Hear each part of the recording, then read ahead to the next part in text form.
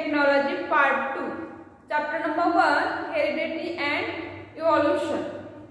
तर यामध्ये आज आपण पेज नंबर 9 वरील स्पेशिएशन म्हणजे जाती उद्भव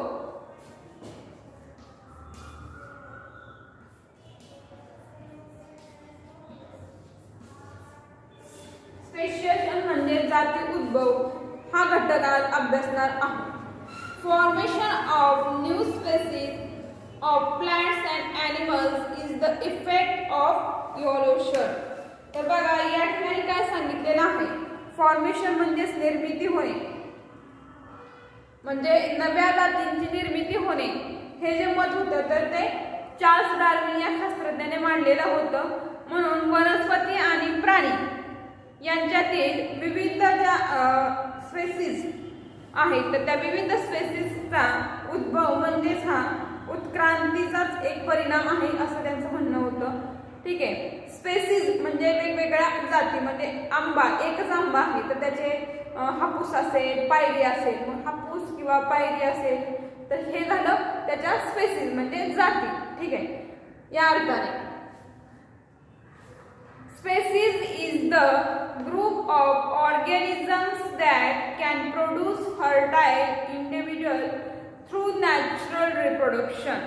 तर बघा या ठिकाणी काय सांगितलेलं आहे, फर्टाईल इंडिव्हिज्युअल जे आहे तर नैसर्गिक जे फलनाद्वारे फलनक्षम जे संतती निर्माण करू शकणाऱ्या गट आहे तर त्याला स्पेशिएशन म्हटलं जातं। मग ती स्पेसीज आहे, काही स्पेसीजचा ग्रुप आहे म्हणजे ऑर्गॅनिझम्स आहे तर त्या ऑर्गॅनिझम जे आहे तर त्यांचं जे प्रोडक्शन कसं होते किंवा त्यांची निर्मिती जी कशी होती तर बघा fertile individuals through natural reproduction. Natural reproduction म्हणजे नैसर्गिक रिप्रोडक्शन म्हणजे फलांद्वारे होतं।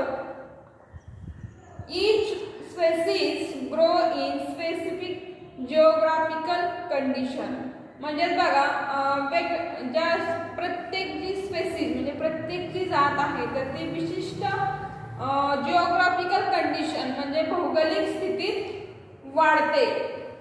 जिओग्राफिकल कंडिशन म्हणजे भौगोलिक परिस्थिती।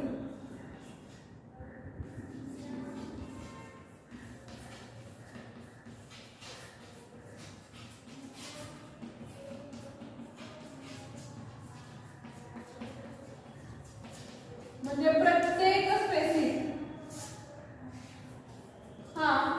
प्रत्येक म्हणजे एक जरी व्हरायटी असली किंवा एक जरी स्पेसीज असला तरी तो कोणत्या भौगोलिक वातावरणामध्ये कोणत्या जिओग्राफिक कंडिशन मध्ये तो वाढतोय याच्यावरती अवलंबून त्याची वाढ असते।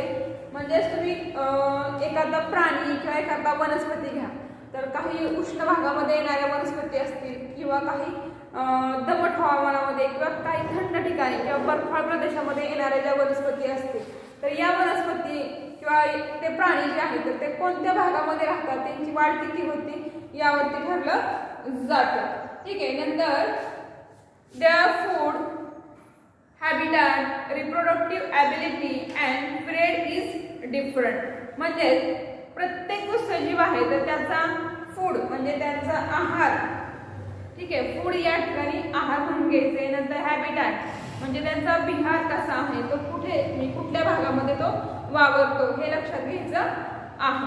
देन रिप्रोडक्टिव्ह ॲबिलिटी म्हणजे त्यांची फलन क्षमता कशी आहे। ठीक आहे, रिप्रोडक्टिव्ह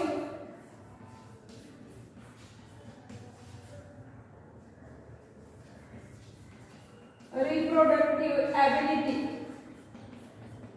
म्हणजे त्यांची फलन क्षमता कशी आहे।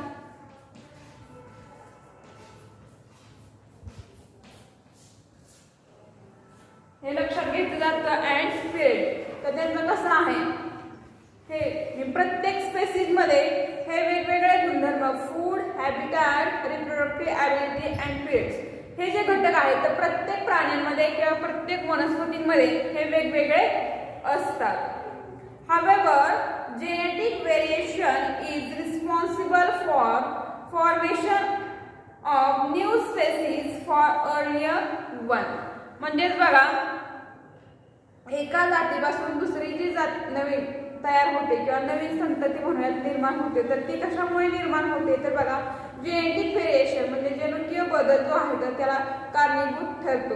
ठीक आहे, म्हणजे नवीन प्रजाती तयार होण्यासाठी जनुकीय किंवा जेनेटिक्स जो आहे गुणधर्म, आनुवंशिकता आपण म्हणतो, तर तो गुणधर्म इथं महत्वाचा आहे. बिसाइड्स त्याचबरोबर geographical and reproductive changes are also responsible.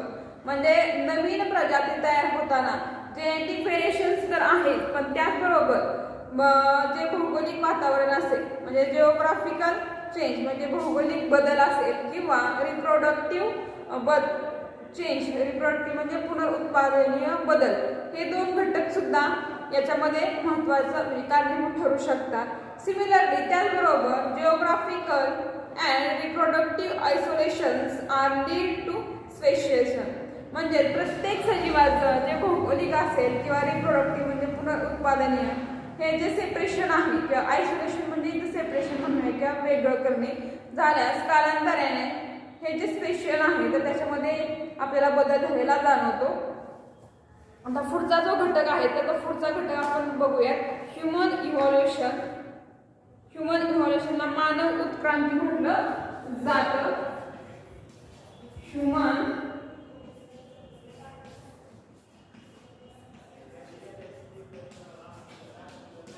मानव उत्क्रांती.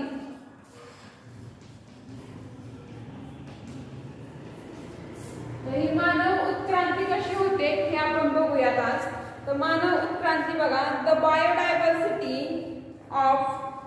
Biodiversity that is non today have been said to be formed for very simple unicellular organisms due to evolution.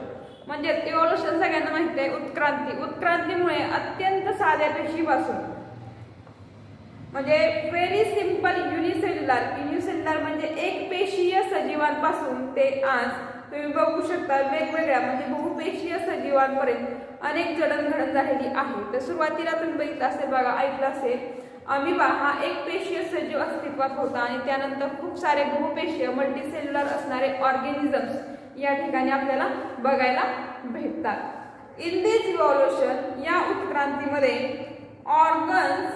origins of human evolution can be shown as per the pictures given below. तर तुम्हाला एक पुढं चित्र दिलेलं आहे तर त्या चित्रामध्ये सांगितलेलं आहे बघा मानव वंशाची किंवा ह्युमन इव्हॉल्युशन कशा पद्धतीने झालं या ठिकाणी तुम्हाला बुकमध्ये दिलेलं आहे. तर ते बघूयात आपण. Last dinosaur In this evolution, origin of human evolution can be shown as per the pictures given below. Last dinosaurs disappeared approximately 7 crores years ago. म्हणजे डायनासोर जो होता तर हा डायनासोर आहे सुमारे 7 कोटी वर्षांपूर्वी. तो डायनासोर जे आहे तर ते लॉस्ट झालेले आहेत किंवा नाहीसे झालेले आहेत. At that time monkey-like animals are said to be evolved from some ancestors who were more or less similar to be modern humans.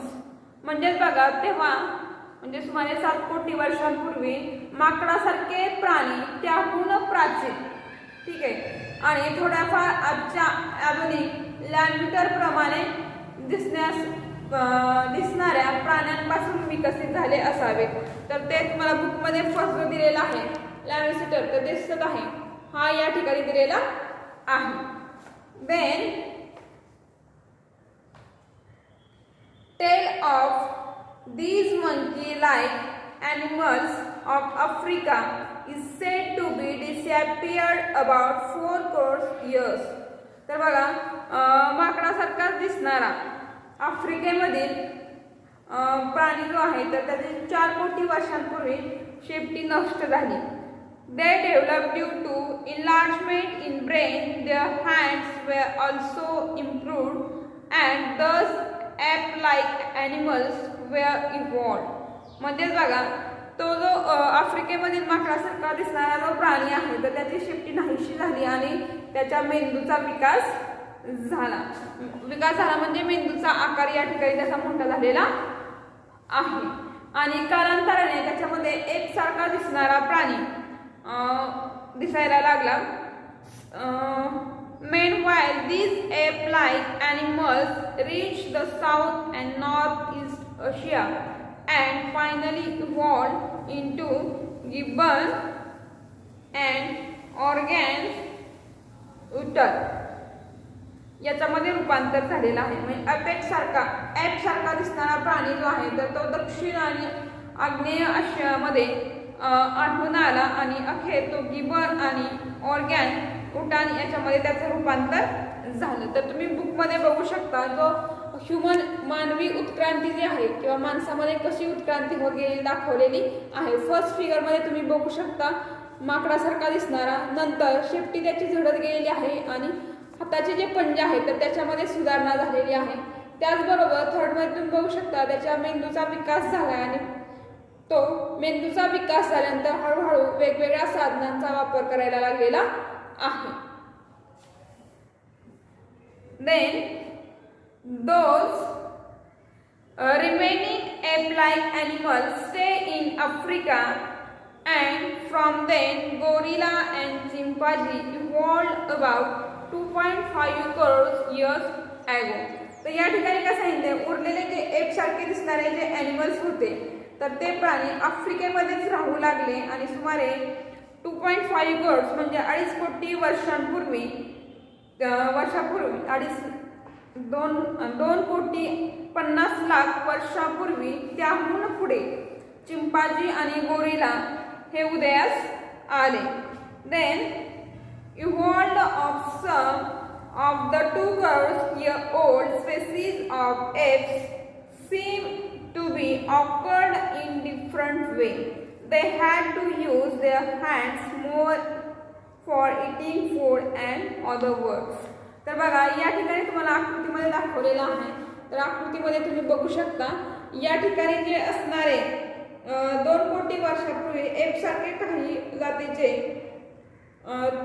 प्राणी तुम्हाला या ठिकाणी आढळून आलेले होते. ते काय करत होते, अन्न ग्रहण करण्यासाठी किंवा इतर कामासाठी ते हाताचा वापर करायला लागलेले होते. तुम्ही बघा 5 नंबरची आणि 6 नंबरची फिगर बघू शकता. तर त्याच्यामध्ये जे ॲनिमल्स आहेत ठीक आहे तर ते काय करायला लागलेले आहेत, हातांचा वापर करायला लागलेले आहेत.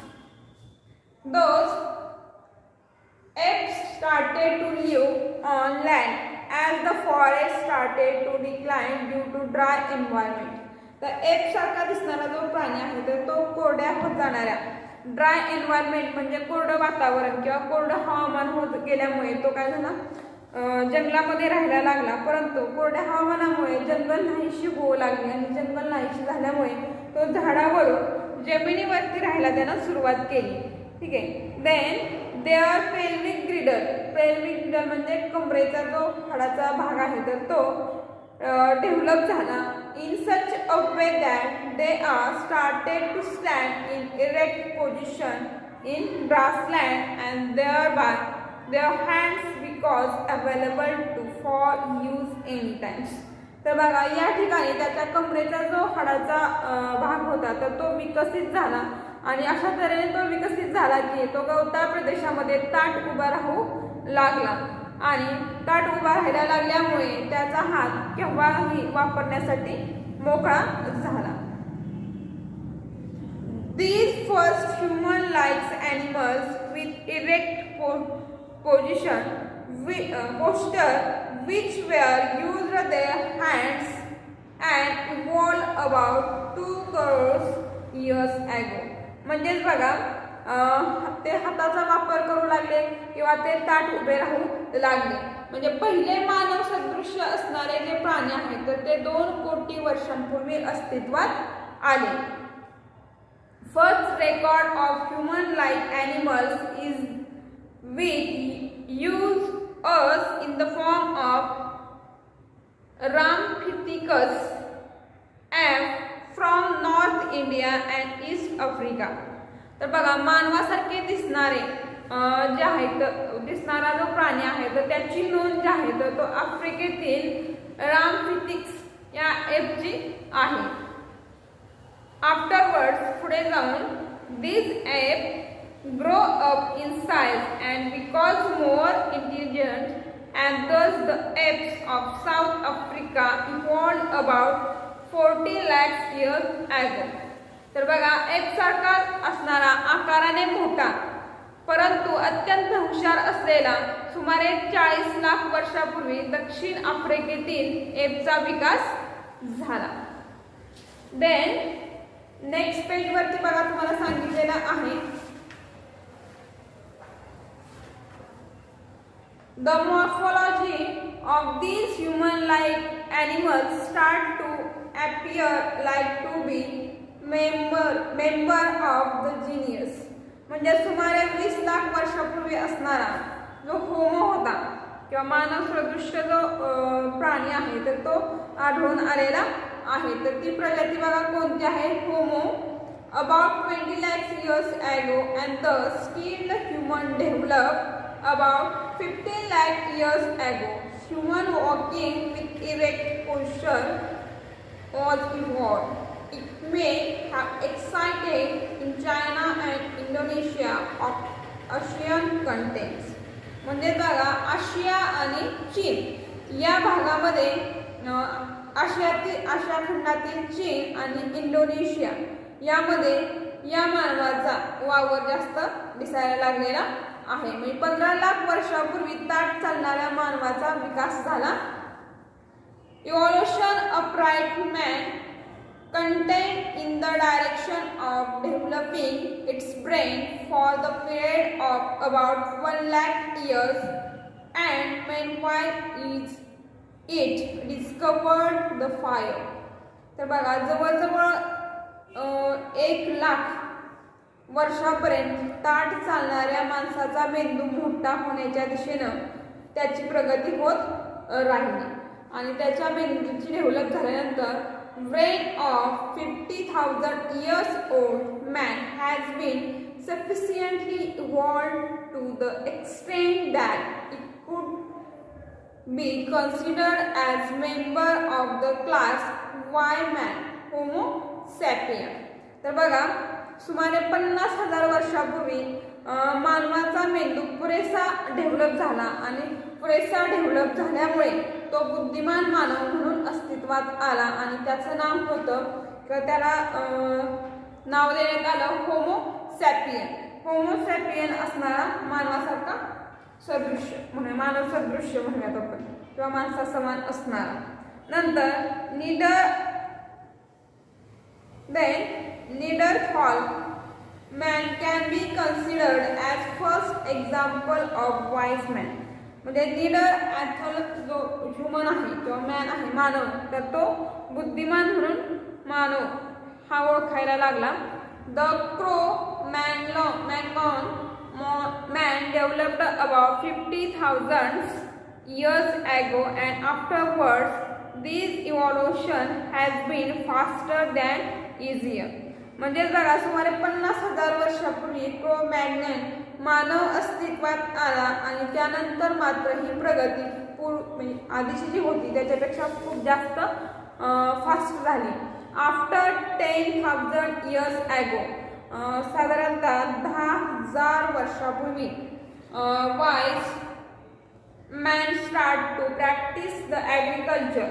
मग हा जो बुद्धिमान मानव होता, वाईज मॅन म्हणजे बुद्धिमान मानव जो होता, तर तो काय करायला लागला, शेती करू लागला. It start to rear the cattle and established the cities. मग त्याने काय केलं, हळूहळू सिटीज म्हणजे वसाहत निर्माण केली. त्याचबरोबर त्याने वेगवेगळ्या ॲनिमल्स जे आहेत तर तो ॲनिमल्स पाळू लागला म्हणजे पाळीव प्राणी. कल्चर डेव्हलपमेंट टू टेक आणि हळूहळू मग काय झालं, संस्कृती जी आहे कल्चर जे उदयास आलं. Art of writing was invented about 5,000 years ago. सुमारे 5,000 वर्षापूर्वी लिहिण्याचा शोध लागलेला आहे. Thus the history has been started. तेव्हापासून इतिहास उदयास आला. Modern science emerged about 400 years ago and industrial society was established about 200 years ago. साधारणतः 400 वर्षांपूर्वी आधुनिक सायन्स किंवा मॉडर्न सायन्स जे आहे तर ते अस्तित्वात आलं किंवा उदयास आलं आणि 200 वर्षांपूर्वी जे आपले इंडस्ट्रीयल जे आहेत किंवा औद्योगिक आपण म्हणतो तर त्या ठिकाणी उदयास आलेले आहेत.